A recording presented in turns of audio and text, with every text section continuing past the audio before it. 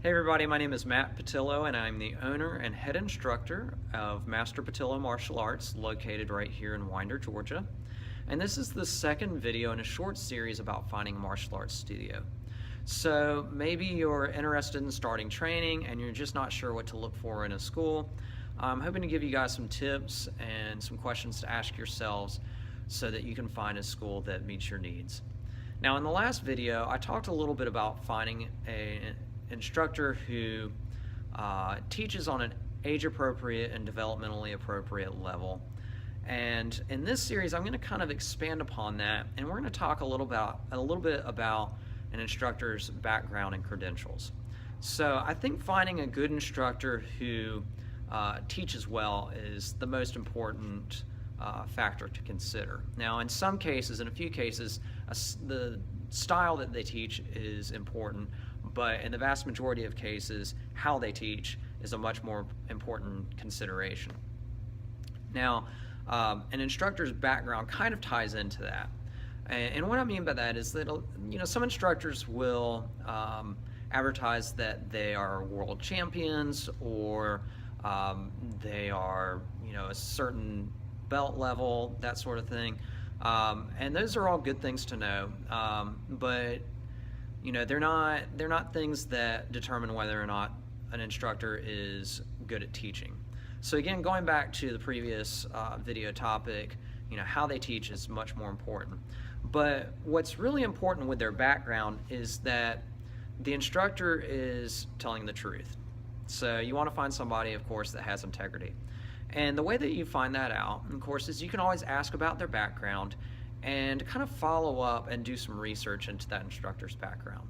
So in other words, is if they have some certificates on the wall, great. If you want to kind of research some of those associations or schools that they're affiliated with, then you can do a little bit of research and ask the instructor a little bit about their training background and make sure that they're upfront with their training. So, if they kind of act a little dodgy about their background, then that might send up some red flags.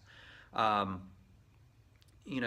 thing that I do is when people ask about my background, I tell them a little bit about myself, and if they would like to know my instructor's phone number, then I'm happy to give them that information, and they can call my instructor as sort of a reference. I had a student who started up a few months ago, and his parents said something to me that really stuck. I thought it was pretty brilliant. They said that they approached the introductory program like a job interview. So they were essentially interviewing me for the job of karate instructor for their child. And I thought that was a really great idea, a really great perspective on this. So if you're interviewing, a candidate to work for you, you would want to know about their work history. And I think with martial arts, it's very much the same. You might ask for references, or you might ask for that instructor's background, and you would follow up with those things. So like I said, with me, I'm happy to supply, my instructor's name and phone number, and people are welcome to call them up and verify that I am who I say I am. So that's the really, I think, key feature about an instructor's background is that they are who they say they are. Kind of following along with that is doing a Google search of that instructor. You don't have to, Google every assistant that they've got working at the school if it's a really big school, but at least the head instructor or instructors, just doing a quick Google search of their name and making sure that there's nothing, that is a deterrent. So if you've potentially got your kids signing up at this instructor's school, and you find out that they've been arrested for something or whatever, then obviously that's going to be a red flag, and that would be a school that you might want to steer clear of. Make sure that there's nothing that kind of sends out the alarm bells. So just a quick Google search of that instructor's name.